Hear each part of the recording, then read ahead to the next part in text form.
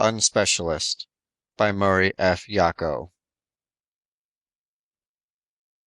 Banner ripped open his orders, read them, stared in disbelief for a quick moment, then cursed wildly while reaching for the telephone. Hello? Gastonia? Yes, I got him. What kind of way to waste our time you lunkheads think... Oh, it's you, Colonel. Banner dropped the receiver and let it dangle. He sank into the only soft chair in the apartment and watched hypnotically as the phone's receiver limply coiled and uncoiled at the end of the wire. Somebody knocked on and then opened the door. Hi, pretty boy. You got your orders? Come on in and hear about it, Banner said. He got up from the chair, ran his hands compulsively through his recently short-cropped red hair, hung up the phone, and shoved the orders into his co-pilot's hands. Harcraft read them over 3 times, and then sank into the chair just vacated by Banner. Finally, while Banner poured them both a drink, he managed to blurt, "Potato fertilizer and tractor fuel! Oh no! Oh no, no, no!" "Oh yes, yes, yes," Banner said bitterly. "We are heroes of the spaceways, yes indeed. We train for 10 years, acquire great skill in the art of the patrol. We dedicate ourselves to the protection of the Federation. We ready ourselves for war. We gird our young, strong loins. We—" "You're getting hysterical," said Harcraft, who poured himself another drink, began pacing the floor, and took up where Banner had left off. "We've never even been lost on patrol. And now they do this? It's unbelievable! Potato fertilizer and tractor fuel? We're supposed to travel 36 light years, pick up 1,000 sleds of the stuff, deliver it to some god-forsaken farm planet another 30 years out, and return to base. You know what they'll do then?" He turned to Banner, pointed his finger accusingly, and repeated, "You know what they'll do then?" "How would I know?" said Banner, glumly staring into his drink. "Well, I can tell you what they'll do. Yes, sir, I can tell you." Harcraft's pudgy face and oversized brown eyes seemed to melt into each other, giving him the appearance of an angry, if not very bright, chimpanzee. "Okay, what'll they do?" Banner said. "They'll give us medals. That's what they'll do. For the safe delivery of 1,000,000 tons of tractor fuel, you 2 fine specimens of manhood are hereby presented with the Order of the Oil.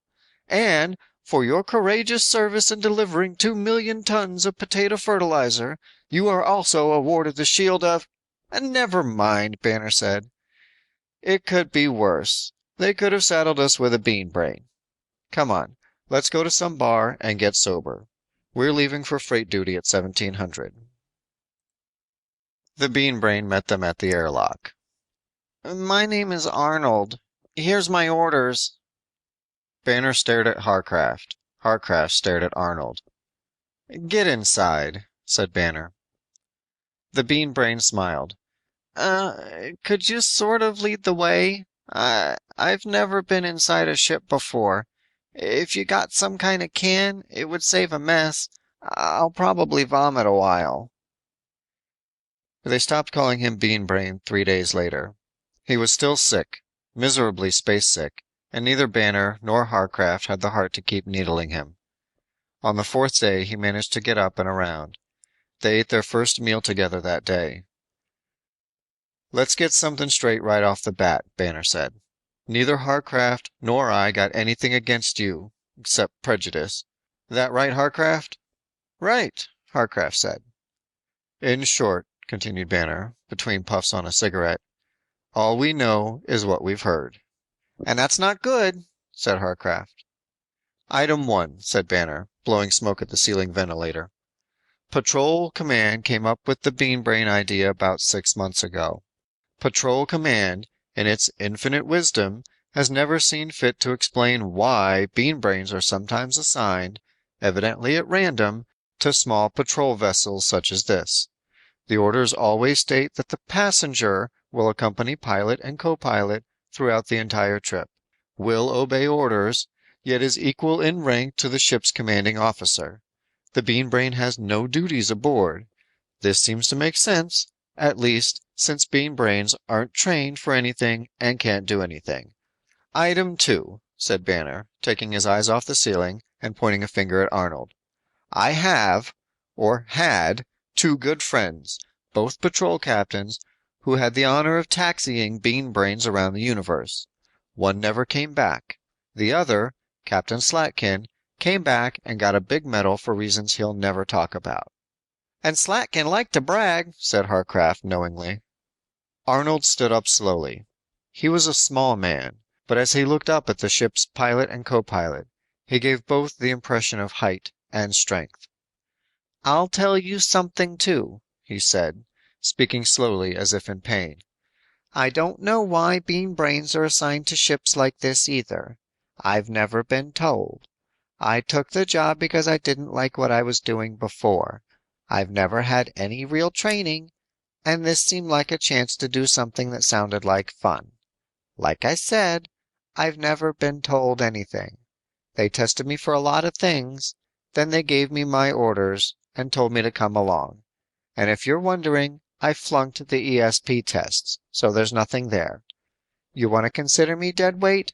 Okay, your privilege. Leave me alone if you want to. I'll do the same. Be friendly. I'll be friendly. Ask me to help. I'll do my best.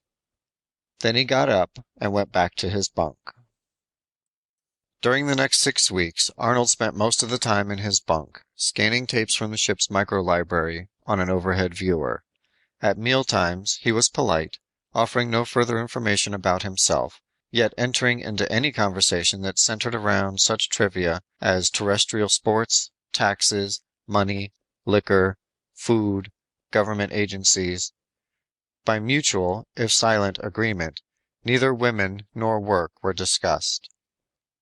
Working in the ship's control room, sometimes together, sometimes spelling each other, Banner and Harcraft speculated bitterly and endlessly about their passenger. Theories to explain his presence, most of them propounded by Harcraft, were created, torn apart, modified, exploded, in giant sequences of effort which left both men finally exhausted and tired of the whole business. On the second day of the 7th week out, their ennui vanished. A ship was picked up by the spec spanner, and at their delight at the break in routine, they summoned Arnold up to the cabin. Take a good look, said Banner. It's an Anchor-Badian ship, probably the first and the last you'll ever see. Arnold watched as Banner's finger tracked a slowly moving point of light across a recessed ceiling screen. Yes, sir, said Harcraft. You are looking at the representatives of mankind's only sibling, the noble Anchor-Bades. Then he recited in a sing-song voice. A simple race, the Anchor-Bades, they wear no clothes and live in caves. But out in space they do in minutes what our ships do at speeds infinite. Cultural paranoia, added Warcraft. Huh? I mean just what I said. You and a million others recite that ditty, or variations of it every day of the week. It all adds up to the fact that the world is full of small-egged animals who for 10 years have done nothing but just scream that we're about to be attacked by the savage Anchor-Bades. Tisk tisk, said Banner. Treason, my lieutenant, treason. Of you I had expected at least a show of chauvinism. Stop tisk-tisking me, Harcraft said irritably. You've known how I felt about this mess for a long time. Yes, indeed, said Banner, yawning. Ever since you took that micro course in culturology, you have insights into the situation denied to the rest of the race. Anyway, Harcraft said, making a small adjustment on the screen, you and countless other atavisms are reacting in a very predictable way. Since you can't reconcile the naked Anchor-Bades and their superior technology, and since they are alien to point of showing no interest whatsoever in our elaborate art, institutions, rituals, and since, piped up Arnold, startling both men, the human unconscious can't help but equate nakedness with savagery, we have armed our mighty planet to the teeth, convinced that Armageddon is around the corner. Well, said the surprised Harcraft. Where'd you pick that up? Asked Banner. From Captain Slatkin, said Arnold, smiling. I met him when I was indoctrinated. He took the same micro course in culturology. Of course, he only believed that stuff when he was scared.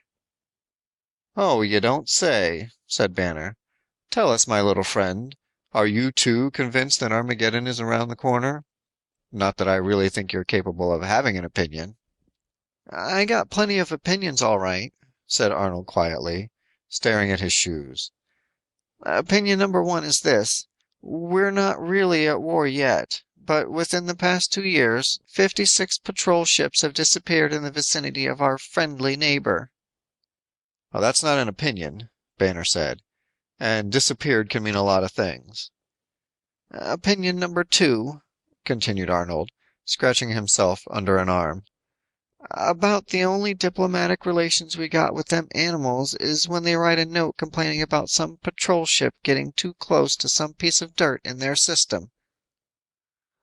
Speaking of that, you'll have to excuse me for a moment, Harcraft said. Stop clowning, snapped Banner. Listen to him. Here's your chance to get some insight into the nature of the thorn in your side.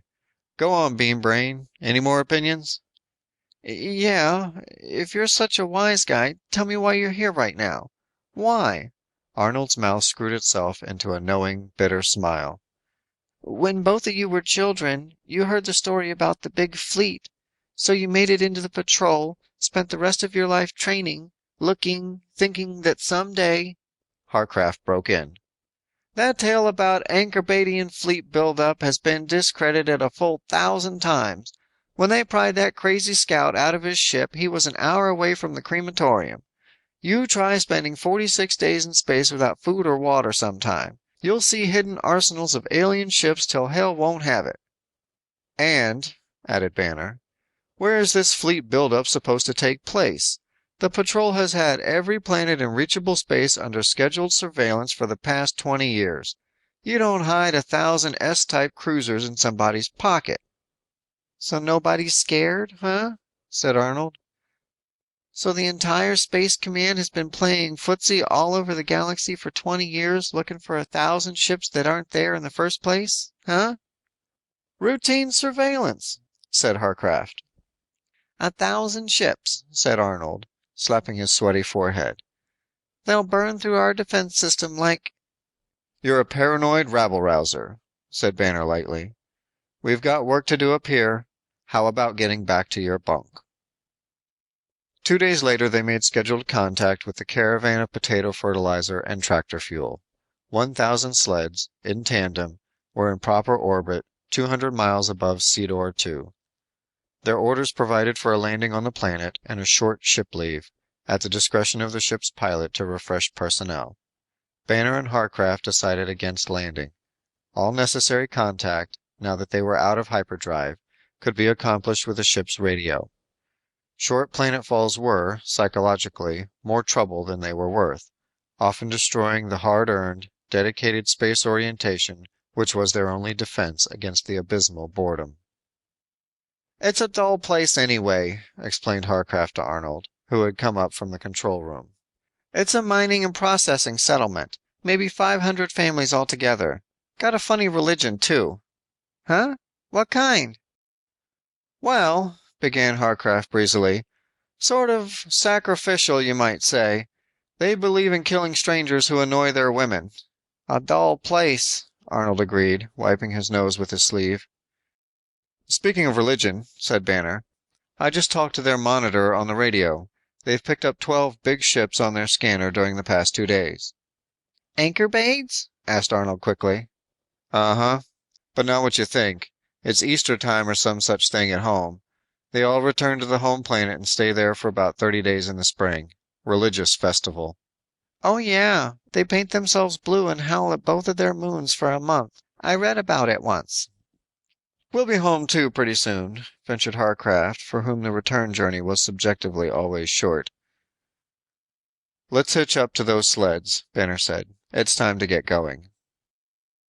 4 weeks later, 2 of the fertilizer sleds went out of phase and automatically cut the ship out of hyperdrive. A welcome diversion, Banner said to Harcraft.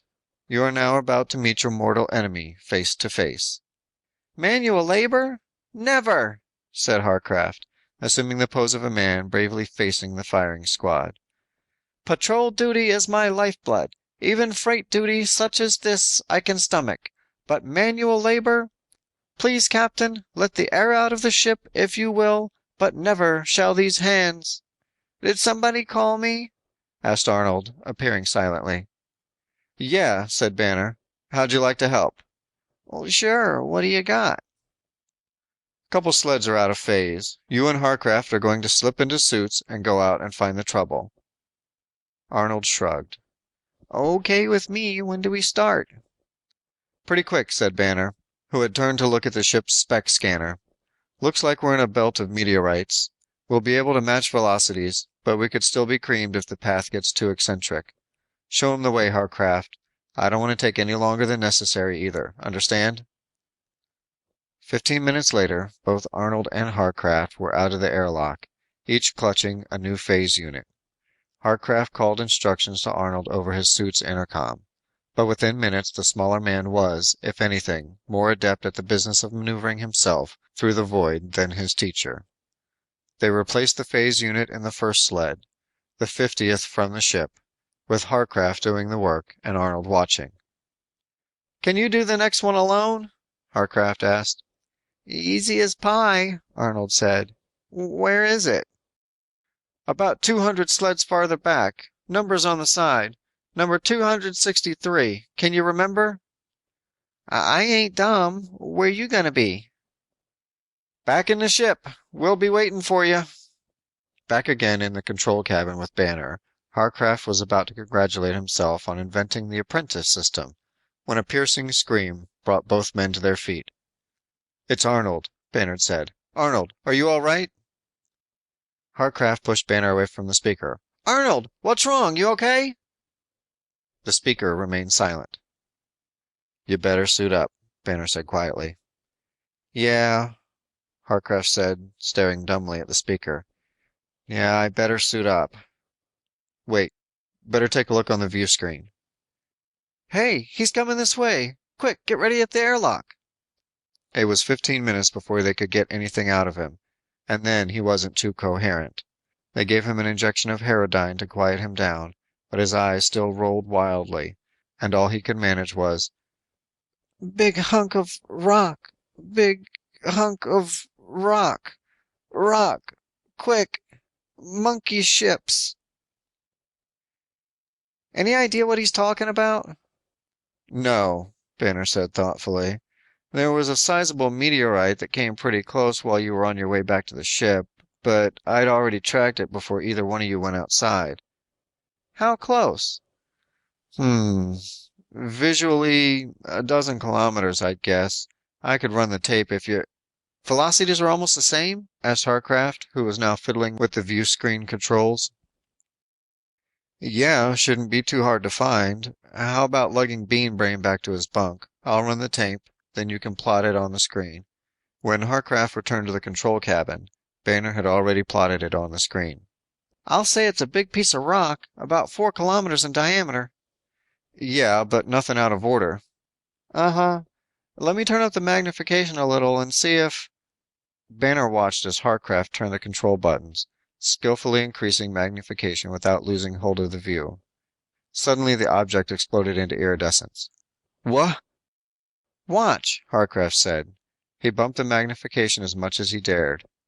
The Anchor-Badian fleet, said Banner between clenched teeth. They spent the next hour scanning the ship's micro-library for anything at all on Anchor-Badian religious practices. There was nothing. Arnold awoke in another hour and seemed remarkably free of hysteria. What do you know about our friend's religious holiday? Asked Banner. We checked the library without any luck. Arnold scratched the side of his face. Let me think. Yeah, I remember. They go home to celebrate spring, like you said. They all go home? Uh-huh, they got to. Only time they can mate. Only place, too. How long they stay? I've heard it's about one of our months, but we have to know exactly. That's all I know. Read it someplace a long time ago.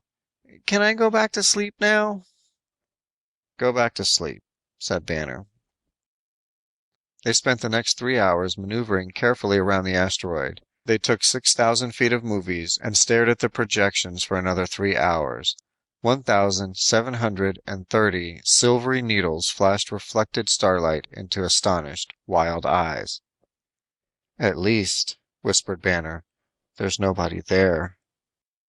A lot of good that does us.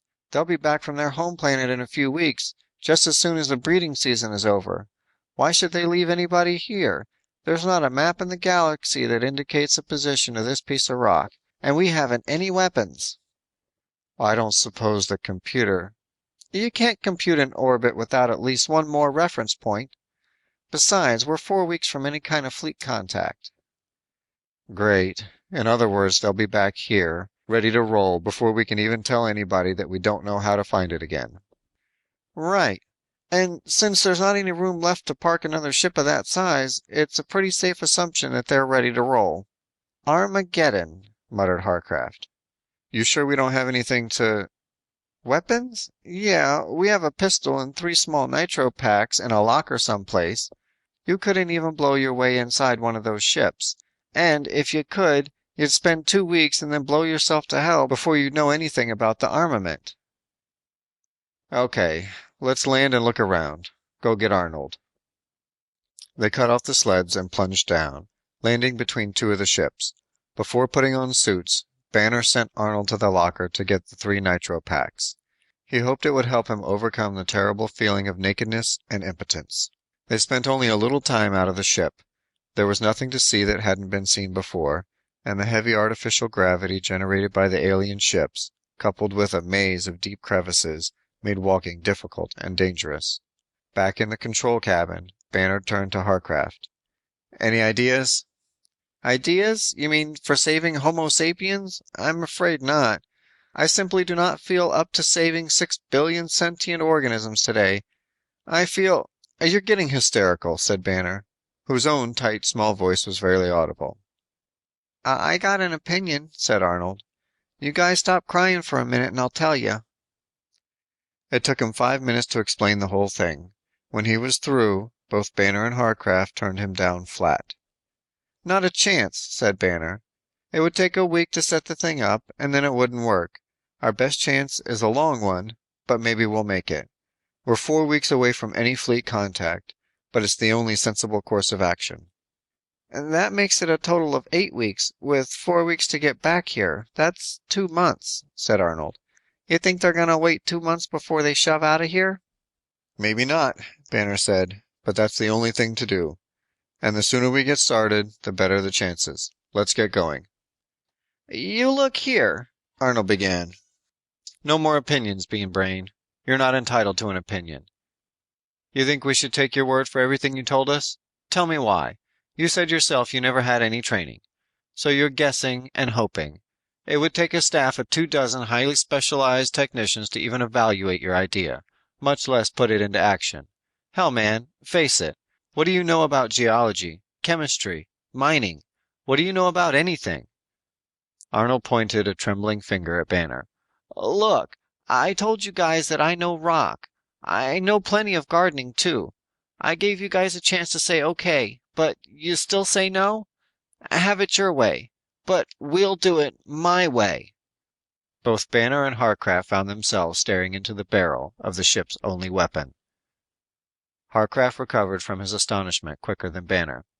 Okay, Bean Brain, have it your way. Quickly, casually, he started for the cabin door. Then, with such speed that Banner hardly saw the movement, he chopped down viciously toward Arnold's wrist with the edge of his hand. Harcraft recovered consciousness a half an hour later. Don't try that again, little boy, said Arnold, with unconcealed hatred.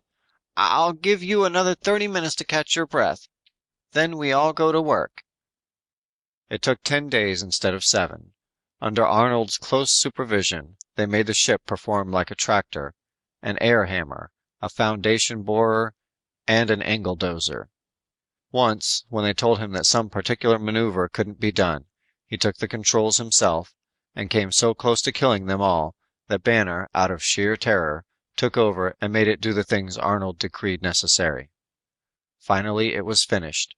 2 million tons of potato fertilizer, 1 million tons of tractor fuel, combined into a slimy pulp, lay jammed into the largest crevice on the asteroid.